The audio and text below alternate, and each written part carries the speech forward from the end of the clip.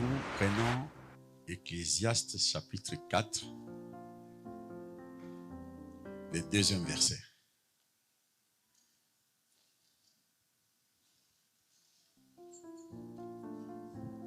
Ecclésiaste chapitre 4, verset 2, nous lisons au nom de Jésus-Christ. Amen. Il n'y a pas d'en-tête. Et j'ai trouvé les morts qui sont déjà morts. J'ai trouvé Les morts qui sont déjà morts. les morts qui sont déjà morts. Plus heureux. Les morts qui sont déjà morts sont plus heureux que qui? Qui peut être content de ça? Que les vivants qui sont encore en vie. Ah, Qui sont encore vivants. les morts qui sont déjà morts. Donc, on peut mourir sans être mort. Je crois que c'est ça le français. Hein? Donc, il dit, mais les morts qui sont déjà morts. Donc, il y a des morts. C'est vrai. Mais oui? Que les vivants Que les vivants. qui sont encore vivants. Des vivants qui sont encore vivants. Comment ça? Oui? Et plus heureux Plus heureux que les uns et les autres. que le premier et le deuxième là. C'est lui qui n'a point encore existé. Celui qui n'a point encore existé. Donc, qui n'a point encore existé. Oui? Et qui n'a pas vu les mauvaises actions Qui n'a pas encore vu les mauvaises actions qui se commandent sous les soleils. qui se commettent sous le soleil. Celui qui parle ici, c'est Salomon. On peut, dans cette Bible, on peut compter les rois. Mais Salomon figure parmi les plus grands. Amen, hein? Pourquoi? Pour la sagesse. La Bible dit qu'il y avait des gens qui quittaient des contrées très éloignées pour venir contempler la sagesse de Salomon. Ils ont entendu parler de lui, mais quand ils sont arrivés, je prends un témoin, la reine de Saba. Elle a dit, mais ce que j'ai entendu, ça n'avait rien à faire avec ce que j'ai vu. Ce n'est même pas la moitié. Amen. Amen. Alors, de cette sagesse-là, il a vécu. Un homme intelligent. Il a vécu. Et puis, à un moment donné, il a commencé à tirer les conclusions de cette marche avec Dieu. C'est ça, non? Il est entré en contact avec la parole de Dieu. Il a marché. Il a observé. Il s'est dit, non, il y a des choses que je dois léguer aux générations qui arrivent. Alors, il dit, attention, vous pouvez vous engager pour marcher avec Dieu. Avec quel objectif? L'objectif de mourir et de ressusciter. Je crois que c'est ça. Mais il se rend compte que l'homme peut s'engager sur le chemin de la mort. Mais au lieu de mourir, il ne meurt pas. Alors il estime que on peut prétendre être vivant. On dit, mais aujourd'hui, la Bible dit, je crois que Jean chapitre 5, verset 4 dit, celui qui écoute ma parole et qui croit en celui qui m'a envoyé à la vie éternelle. Celui-là, là, il ne passe point en jugement. Il ne peut pas passer en jugement. Mais quand quelqu'un meurt, et puis il prétend être ressuscité, mais il il est soumis au jugement. Donc, autant reculer, autant rentrer dans les cercueils. Je crois que c'est ça le français. Hein? Amen. Mais oui, même dans cette vie courante ici, si nous allons à la morgue enterrer quelqu'un, on s'est dit, bon, nous avons perdu tel, on a déposé le corps à la morgue, le lendemain, on va pour peut-être nettoyer le corps.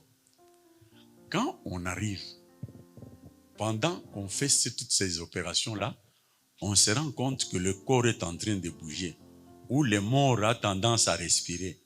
Je crois que la réaction de tous ces gens, c'est fuir. C'est normal, non? Ils se disent, non. Le mort, lui, quand il est mort, il est mort. Mais comment est-ce que nous avons maintenant affaire à un mort qui bouge? Non.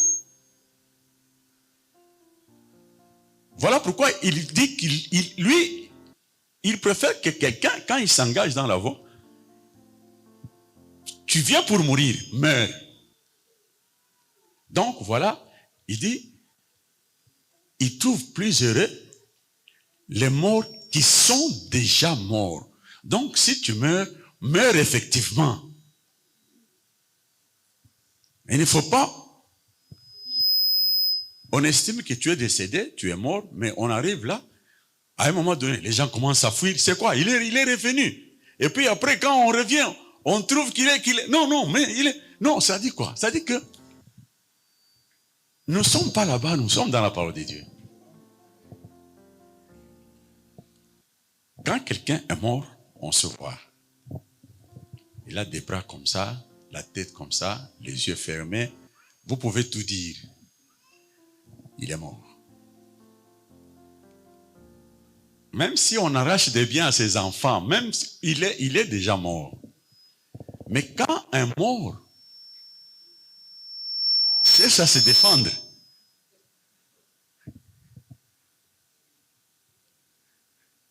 non, il faut faire attention, ce n'est pas un mort. Alors, il ajoute maintenant, il dit,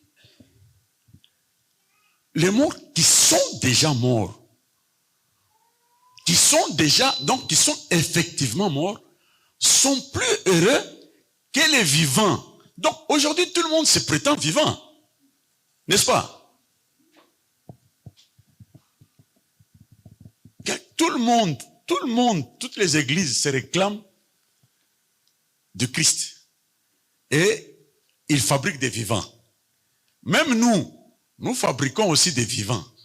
N'est-ce pas?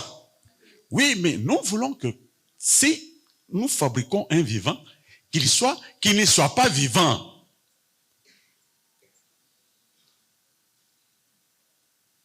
Amen, hein? Oui.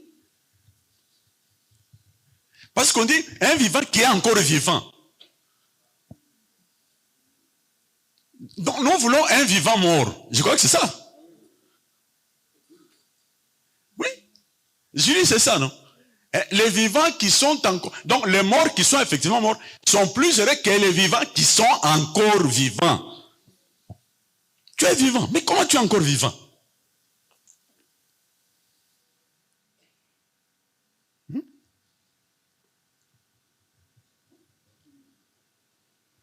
Maintenant, il revient à chacun de nous.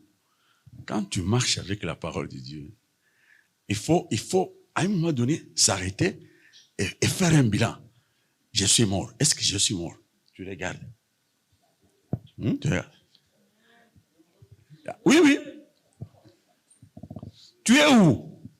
Tu vois les cercueils, je suis dedans. C'est pas clair ça? Quand tu es dans un cercueil, tu regardes. Oui. C'est très important.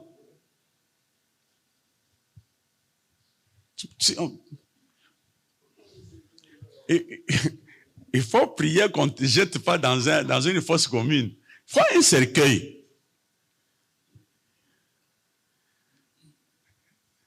Il faut prier. Dieu n'aime pas des morts qui sont dans la fosse commune.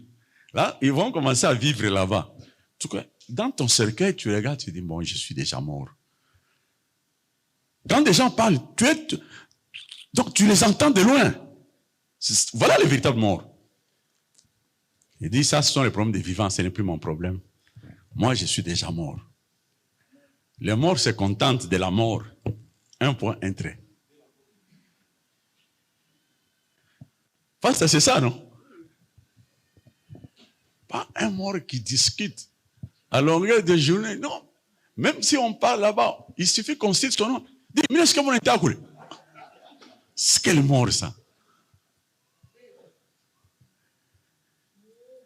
Mais ça, c'est... Alors, vous comprenez que mourir, c'est difficile, hein?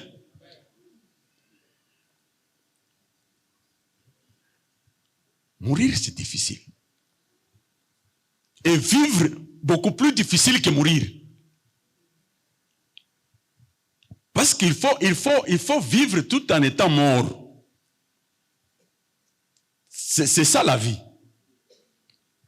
Mais là, il va plus loin, il dit plus heureux par rapport aux uns et aux autres. Qui? Ceux qui n'ont pas existé. Donc quand il passe ici, il y a des gens comme ça. Hein? Il n'a pas existé. Il ne pose pas des actes. Il n'a pas de traces. On voit quelqu'un exister quand il laisse des traces. N'est-ce pas? Mais quand quelqu'un vit, il ne laisse pas de traces. On n'entend pas parler de lui. Pourquoi? Parce qu'il n'a pas existé. Quand on a un bantu, attache-moi. Pourquoi? Parce que lui n'a pas existé. S'il a existé, c'est au-dessus. D'ailleurs, il dit, la dernière phrase, qu'est-ce qu'il dit? Parce qu'il n'a point encore existé. Oui. Et qui n'a pas vu les mauvaises actions qui se commettent sous le soleil. Oui. Est-ce que vous comprenez là où il est, lui? Il est au-dessus du soleil.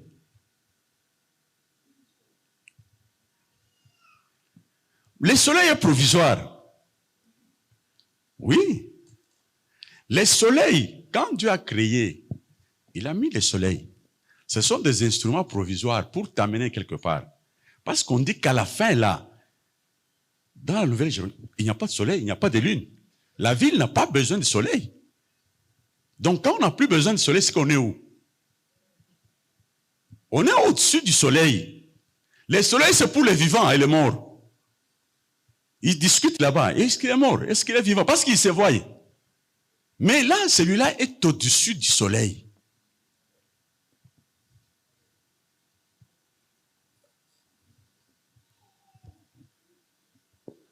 Oui, oui. Nous allons bien comprendre ça. 2 Rois.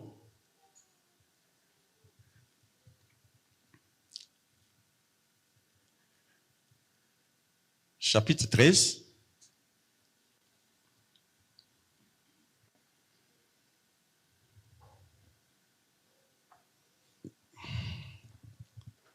Versets 20 à 21.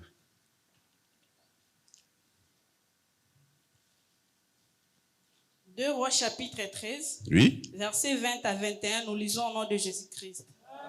L'entête, mort d'Élisée. Mort d'Élisée. 20.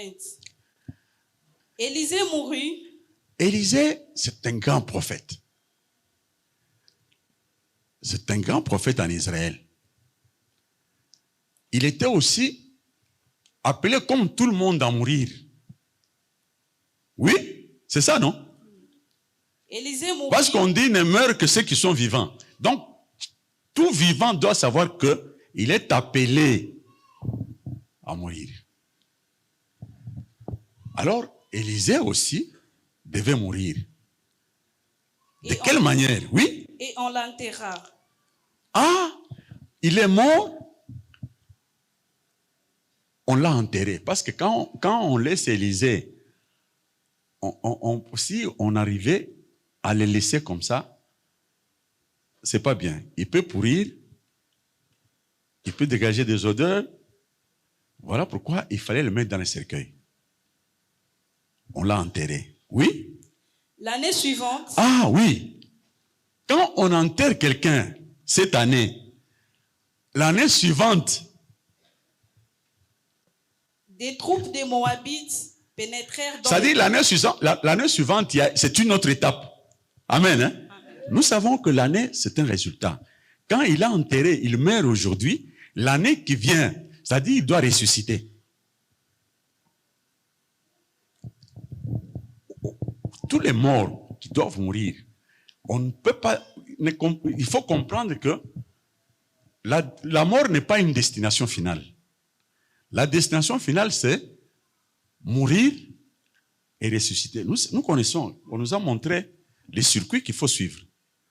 Les circuits, c'est mourir et ressusciter. Il dit, mais il est mort cette année. Et l'année prochaine, l'année suivante, c'est-à-dire, il devait ressusciter.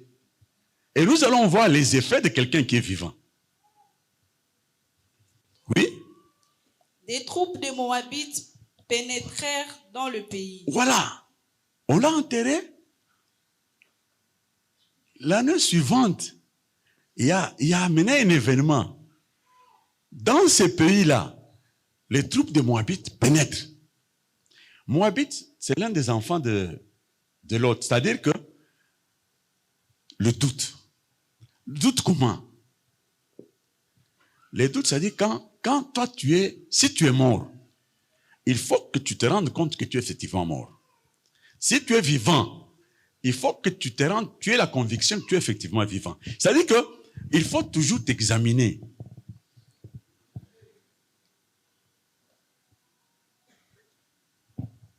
Parce qu'on dit, c'est lui qui écoute ma parole et qui croit en celui qui m'a envoyé, ne passe point en jugement. Quand tu ne passes point en jugement, effectivement, à ce moment-là, celui qui passe en jugement, c'est quoi? C'est-à-dire que quand tu es mort et quand tu commences à réagir comme un vivant, tu as besoin d'un jugement. N'est-ce pas? Les gens se disent, mais c'est lui le prophète Jérémie. C'est lui. Donc quand on pose cette question, c'est-à-dire tu es soumis au jugement. Amen. Hein? Amen. Tu ne peux pas passer en jugement. Alors il dit, mais les troupes des Moabites ont pénétré dans la ville.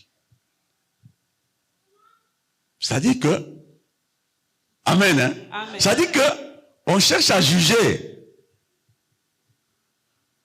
On cherche à juger. On cherche. Est-ce qu'il est effectivement, est-ce qu'Élisée est effectivement mort? Est-ce qu'il est vivant? De quelle manière? Oui? 21. Et comme on enterrait un homme. Maintenant, on allait enterrer un homme. Voici, on aperçut. Oui? Une de ses troupes. Oui. Bon, on va enterrer un homme. Comment on enterre un homme? Nous enterrons un homme par l'enseignement. Hein, quand nous disons, voilà ce qu'il faut faire. Voilà comment un homme de Dieu doit marcher. Voilà comment tu dois réagir. Nous sommes en train d'enterrer. C'est-à-dire, nous sommes en train de t'appeler à la mort. C'est ça, enterrer. Mais, quand on enseigne, amen, hein? Amen. Mais on se rend compte. On aperçut une de ses troupes. De ce troupe de Moabites. Qu'est-ce qu'il faut faire? Ces gens étaient très intelligents. Ils l'ont jeté. Et l'on jeta l'homme dans les sépulcres d'Élisée. On l'a jeté précipitamment dans les sépulcres d'Élisée. Et qu'est-ce qui arrive? Quand l'homme qu'on allait enterrer est jeté dans les cadavres, dans les sépulcres d'Élisée, oui? L'homme alla toucher les os d'Élisée.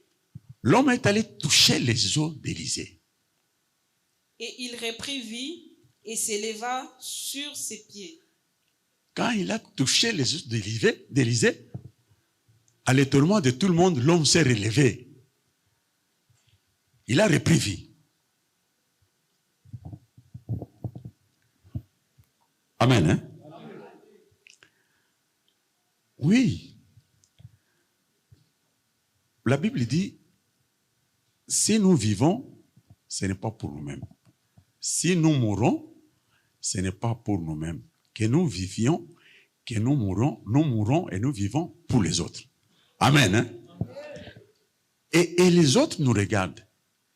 Nous devons leur donner la vie. La Bible dit, il faut que votre lumière luise dans les ténèbres. C'est-à-dire, quand c'est noir là, quand tu poses des actes, on dit, voilà, c'est un homme de Dieu. Amen. Hein? Mais regarde, on va enterrer quelqu'un. On aperçoit de loin les troupes de Moabites qui viennent. C'est-à-dire que on peut être en train d'enseigner quelqu'un, mais on pense qu'il doit suivre le circuit normal de la mort et de la résurrection. Mais autour de cet homme, on voit des troupes de Moabites. C'est-à-dire que, malgré tout ce que nous faisons, mais l'homme résiste à la mort. Amen. Hein? De plusieurs manières. L'homme résiste à la mort. Or, il faut aller à la mort, il faut mourir effectivement. Et quand tu reviens à la vie, tu reviens effectivement. Mais regardez, Élisée était bien mort. Parce que quand on vient, quand tu touches, voilà pourquoi Joseph demandait à ses frères de ne pas laisser ces os là-bas. Pourquoi? Parce qu'il disait, ce sont ces os ici qui vont commencer à donner la vie.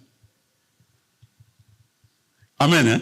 Alors on dit, quand on a touché les os d'Élisée, l'homme a repris vie. Il y a des gens qui vivent pour les autres. Amen. Hein? Vous pouvez ne pas être conscient. Mais il suffit, je prends un exemple au hasard. Chaque jour, on dit non, les visiteurs, vous allez voir frère Chichi, tout ça. Et Chichi se met debout là-bas et puis après, il monte avec ces gens. C'est un peu banal, c'est ordinaire. Mais il suffit qu'un jour, Chichi ne vienne plus. On dit, mais frère Chichi, oh non, frère Chichi a appris qu'il y avait des problèmes ici. Alors il s'est dit, ah non, moi en tout cas, je me retire. Mais tu vas voir certains gens, certains d'entre nous ici. Frère Chichi, quoi? Ah, vraiment. Donc, Chichi, lui, ne peut pas, là où il est, il ne peut pas savoir. Mais pas les atatoka. Non. Chez tout le monde, vieux Chichi. Chichi, tu as fait du diable. Pas les vieux Chichi, tu as fait du diable.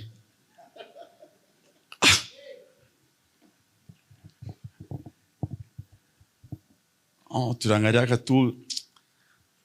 Attends, on va se Chichi. Il commence à chez Chichi. On va se Chichi. Vieux, tu vas se faire. Mais vieux, on a tout fait. Chichi peut tromper. Chichi a tenu ça anatoka jua mambo yake au alifanya mambo moja anakimbia tu. Mais wewe unafuata Chichi. Chichi anakueleza no petit unaona non frère mubakie tu. Kama les gens disent mubakie tu ça. Viens Chichi na chesu kutoka. C'est-à-dire qu'est-ce que je vais dire? Je vais dire que quand tu vis, il faut bien vivre. Hein, il faut bien vivre parce que bataka ko réclamer damu yako na ya muntu wengine. Mais on a ça mais mimi ilikuwa mimi moya. Kama unakuwa amuna tena wewe moya. Amen. Hein? Oui. On a vivre, il faut faire attention kumpemeni yako. Tu peux donner la vie tout comme tu peux donner la mort. Selon la son bana mutupa mon cercueil. Mon cercueil c'est-à-dire on a constaté l'oufou. À vivre. Attends que tu connaissais quoi, vous pouvez vous retrouver dans muntu mukaniso pour un problème ou pour un autre. Circonstance fulani, munapatana hata mukintu kimoya. Mule mukintu unaanza kufanya unafasa na muescroquer. Donc munapatana muserikali wao unalamuka. Wako vivant. Yeye anaanza kuya croyant que u mwenye kufa. Anafika mule uona mpika ile banataka kunjasa sana asema mpika kama ni 12 kama ni nini. Ça dit que muntu a de rendre compte que non, oui muntu ana vivant, ana mort.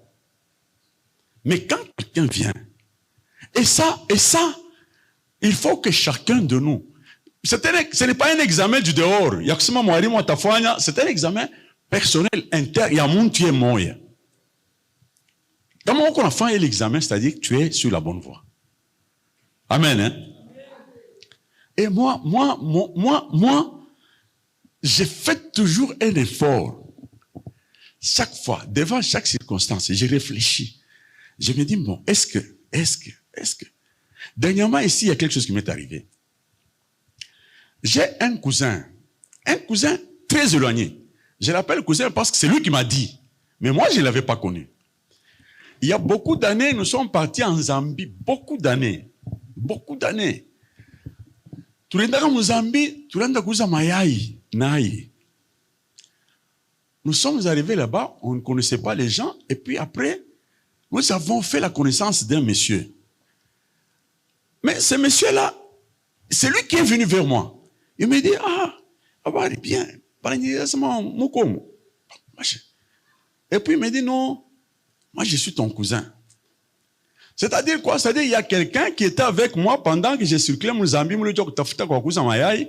alors, par mon nom, il m'avait posé la question, tu es de quelle contrée? J'ai dit, mais je suis de... il a dit, voilà pourquoi tu portes le nom de Mbandakulu. Tu es des territoires tels, oui. Alors, il est allé lui en parler. Il dit, non, mais j'ai rencontré quelqu'un qui doit être de votre village. Et lui aussi, je ne sais pas, il cherchait où, c'est par hasard, on se croise au marché là. Pendant que nous, on était en train de débrouiller. Il dit, non, voilà, est-ce que, bon, je te cherchais, on m'a dit que tu es ici. Bon. J'étais devant quelqu'un qui semblait bien me connaître, que moi je ne connaissais pas. Et puis, il m'invite chez lui. Nous sommes allés chez lui. Bon, il a préparé à manger. Il n'avait pas de moyens parce que c'était un réfugié. Bon, on a mangé, on a causé un peu, et puis c'était un branamiste, et puis après, nous nous sommes séparés. Je crois que c'est la dernière fois. Mais regardez, pendant que je faisais des vidéos, pendant que je fais des vidéos ici, lui m'a lu aux États-Unis. Alors quand il lit, il commence à me poser des questions sur les thèmes que j'ai développés. Et moi, je répondais. À un moment donné, il m'écrit, il me dit, cousin, mais tu commences à attaquer ma foi. Bon. Alors, je lui dis, non, moi, je pensais que tout na foi moya. Hein, ou chrétien, ami chrétien, tout na foi moya, mais combien de fois yako kumbranam là, cousin, je m'excuse, en tout cas, supposer que il est réponse à il est midi pereka, ou shibebe, ou bebe à mon brochure. Il savait qu'on a seulement, il a hérité foi yako. C'est fini. C'est fini. Je crois que c'était fini. Et c'est là, il y a 3 ans, 2 ou 3 ans, il y a eu débat. Mais regardez maintenant que maman est partie. Il y a 2 enfants qui devaient terminer. Lui est à beaucoup de kilomètres de cet état-là. Mais quand il a appris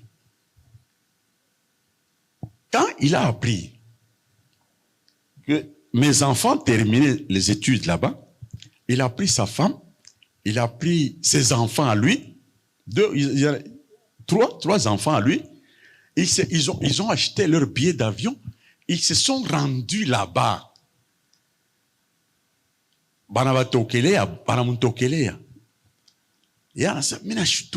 Tu t'imagines quelqu'un qui achète son billet, na billet à Bibiake, na batoto yake ba 3, banatoka kueta fulani, banabeba avion avec tous les risques.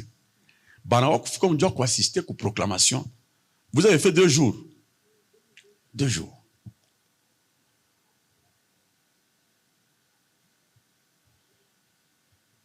Moi, quand j'ai appris, quand elle m'a appelé, quand elle m'a écrit ça, moi j'avais la chair de poule. Pourquoi d'abord? Ce monsieur-là, il m'avait écrit un jour. Par hasard, là, il me dit, oh, cousin, il y a mon grand frère qui a perdu son fils au Bel-Air, là, côté Kaléja, ce côté-là, bon, mais comme je suis très loin, bon, ils viennent de m'écrire, mais si tu peux le visiter un peu, tu vois, il m'a dit ça, comme ça, très légèrement. Et moi, j'ai lu et j'ai banalisé. J'ai banalisé. Et c'était fini. Et il ne m'avait jamais posé la question si j'étais parti, si j'étais pas parti. Mais c'est moi qui lui ai dit que non, mais ce que ce monsieur-là a fait, ça m'étonne. Regarde ce qu'il y a eu entre ce monsieur et moi. Je lui ai expliqué, non. Mais moi, il m'avait demandé d'aller au Bel Air ici, je ne suis pas allé. Il m'avait demandé d'aller chez Kaleja, là, ici. Donc, j'ai un véhicule, je monte, je vais là-bas. Je ne suis pas allé. Je pouvais aller là-bas, je pouvais donner même $100, même $200, tout au plus. Mais je ne suis pas allé. Mais lui, il prend sa femme et ses enfants, il quitte. Il vient là-bas dans un autre état. Il fait 2 jours à l'hôtel. Donc, en plus de tout ce qu'il a payé là, il va payer l'hôtel. Et quand elle a cherché, elle dit non, non, non, non. Non, ce sont mes enfants. Bon, alors je m'étais remis en question moi-même. Je dis, mais moi, j'enseigne quoi? Moi, j'enseigne quoi? Moi, je suis dans quel cercueil? Mon cercueil est troué. C'est ça. Si on peut faire ça chaque jour, à l'acte que nous posons, on se dit, mais moi, j'ai banalisé. Banalisé pourquoi? Je ne l'avais pas pris avec une quelconque importance. Je me dis, mais est-ce que j'aurais besoin de lui quand? Bon, d'abord, c'était pas conscient. Hein? C'est-à-dire, j'ai négligé. Or, nous devons faire attention à tout ce que nous devons faire.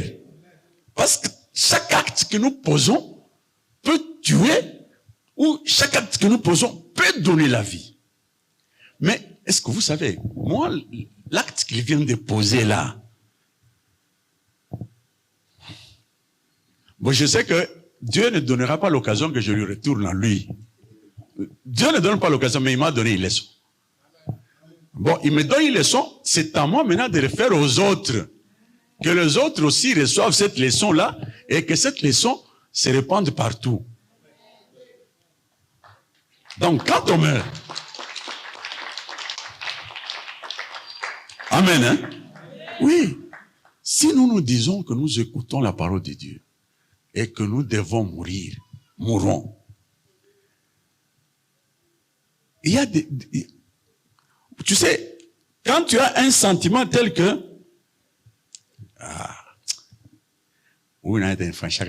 non, ça ce n'est pas Dieu. Il ne faut pas attendre qu'à t'enfanchir. Ça ce n'est pas Dieu. Dieu nous sait, ouais, on a jeté. Ouais, rôle yako, nous jeté. Le reste, c'est Dieu qui va faire. Il dit, à moi la vengeance, à moi la rétribution. Rétribution, c'est-à-dire, on te gratifie pour ce que tu as fait. Mais, le problème qu'il y a, c'est très simplement, nous ne savons pas quand ça se passe. Ou dans ce qu'on, on n'a pas tellement de problème, dans ce qu'on va mourir. Et Dieu regarde. On dit, les morts, les petits morts et les grands morts, ils étaient devant le trône. Alors, on a commencé à ouvrir les livres. Les livres, amen. On dit les livres de souvenirs. Les livres de souvenirs. Banafungula. Quand maman lui dit comme on ingia tumnyumba unaanza kuomba Mungu nguvu unaomba Mungu bavazi mashika nini na saa kama nafika tu 19h yeye 19h à 21h anaka pa maombi. Mais il faut que ça là ile maombi ikufikishe ku resultat fulani. Amen, hein? Kama inabaki paka vile bantu kwa banangali. Donc una beli là ça mine chaque fois. Ah on y unataka kufa. Mais c'est ça non? Mais maintenant, ils veulent voir ça par les actes que tu vas poser. Maintenant, tu pries beaucoup, mais ma retombée. Comme on attend que disperser ma voisin, on attend que mon cas, je pense, on a coulé. On a tout coulé. On te dit, mais où les mamans, on a tout comme ça, ni monte où les. Ni monte à côté en bas. Ça ne doit pas être comme ça. Amen. Hein? Oui. Nous devons mourir pour tout le monde. Nous devons vivre pour tout le monde.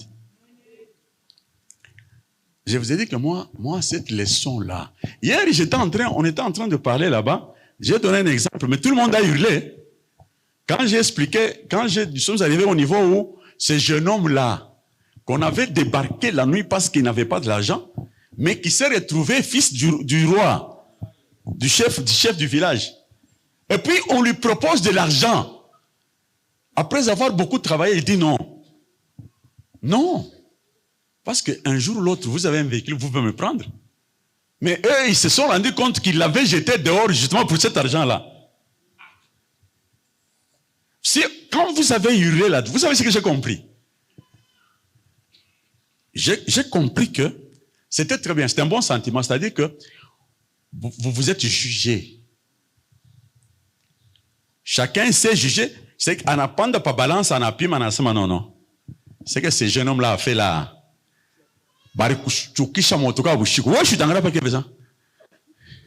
Papa, on en a bantu.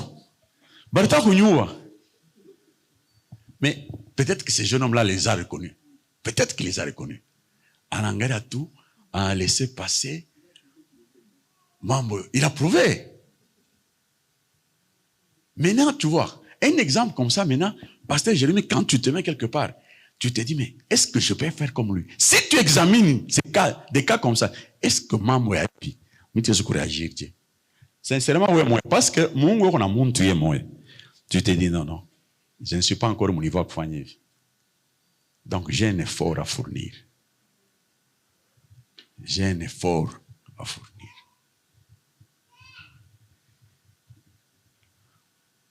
À tous les niveaux. Mon niveau est haut le tout.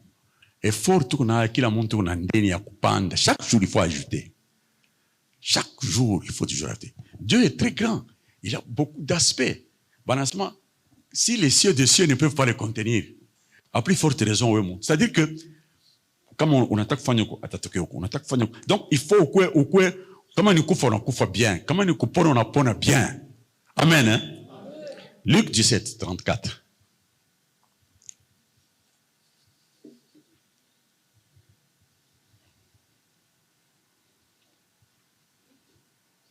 17, verset 34. Luc 17, verset 34, nous lisons au nom de Jésus-Christ. Amen. 34 à 37. Hein? 34 à 37. Oui. Exhortation à la vigilance. Oui. 34. Je vous l'ai dit en cette nuit-là. Je vous l'ai dit. C'est Jésus qui s'adressait à ses disciples. Il dit, je vous l'ai dit en cette nuit-là. C'est quelle nuit? C'est la nuit où nous prétendons être morts pendant que nous ne le sommes pas. Nous prétendons être vivants pendant que nous sommes encore vivants. Cette nuit-là, et il veut leur montrer que cette façon de mal voir là vient de quelque part. Amen. Hein? Amen. Cette façon de voir vient d'où? Deux personnes qui seront dans un même lit. Faites attention. Il dit, parce qu'on appelle les gens à la vigilance. Faites attention. Chaque fois qu'il y a un problème devant toi, il y a toujours deux motivations qui se présentent. Tu fais un calcul. Tu dis, mais un calcul humain, qu'est-ce qu'il peut me faire? Est-ce qu'un jour, lui peut me faire ça? Ça, c'est une motivation. Maintenant, une autre motivation.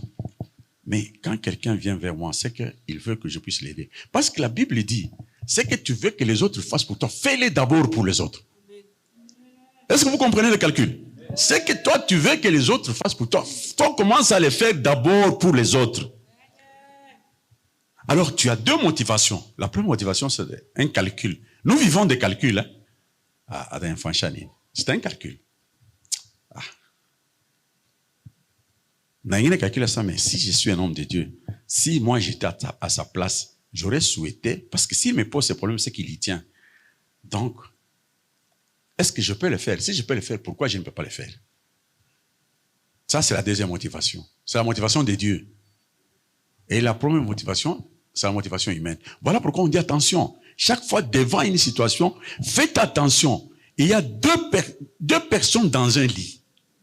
Le lit, c'est ton esprit. Amen. Hein? Alors, il se présente toujours deux motivations. Alors, Attention, faites attention. Qu'est-ce qu'il faut faire? L'une sera prise Et il faut prendre et l'autre est laissée. et l'autre abandonner. Il faut savoir rejeter la mauvaise motivation.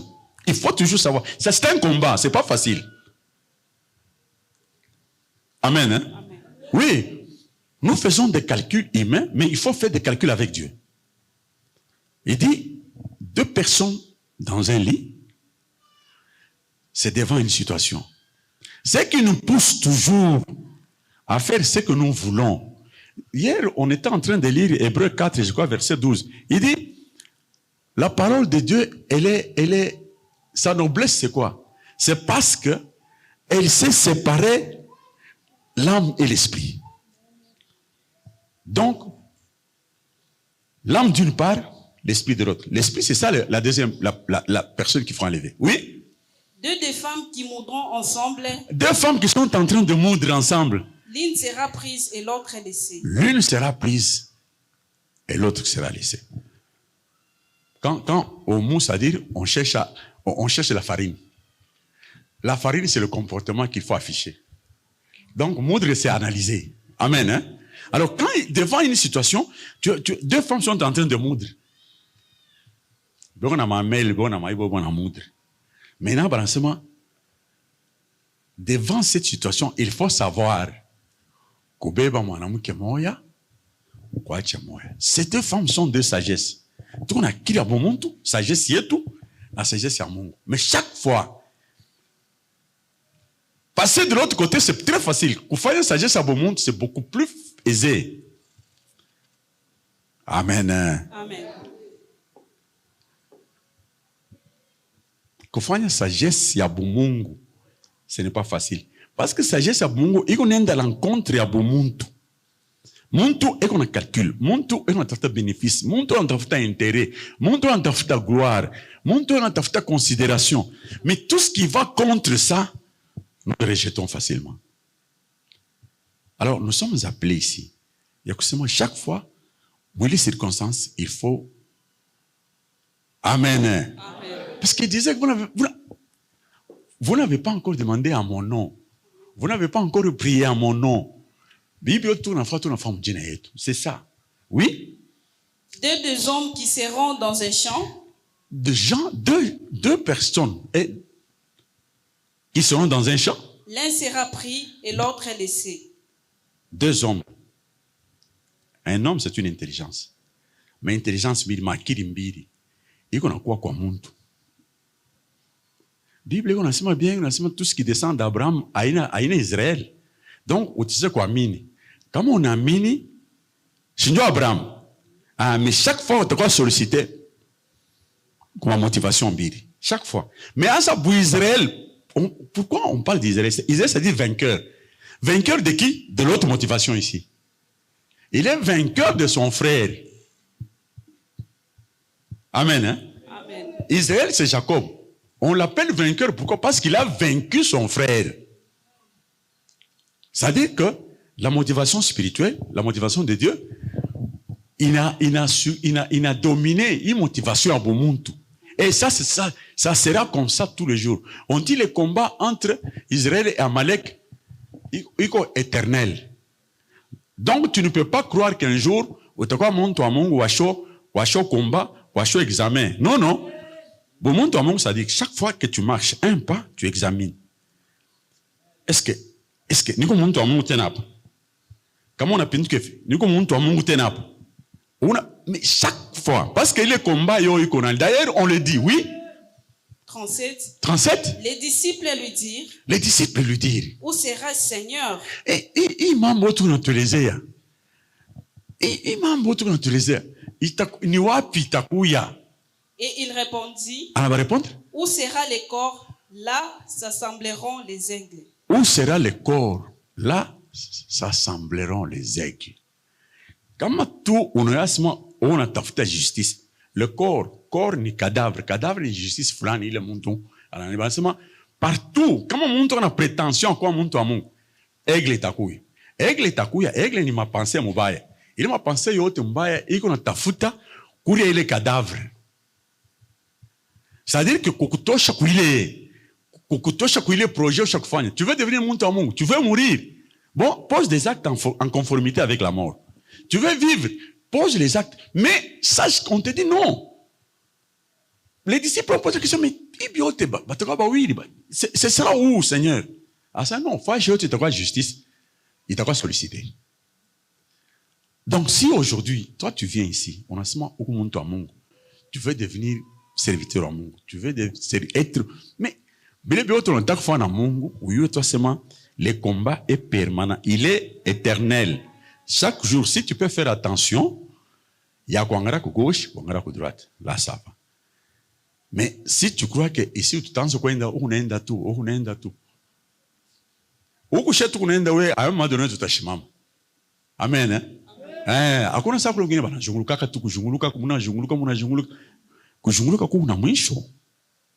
Il faut monter en Angie hapa.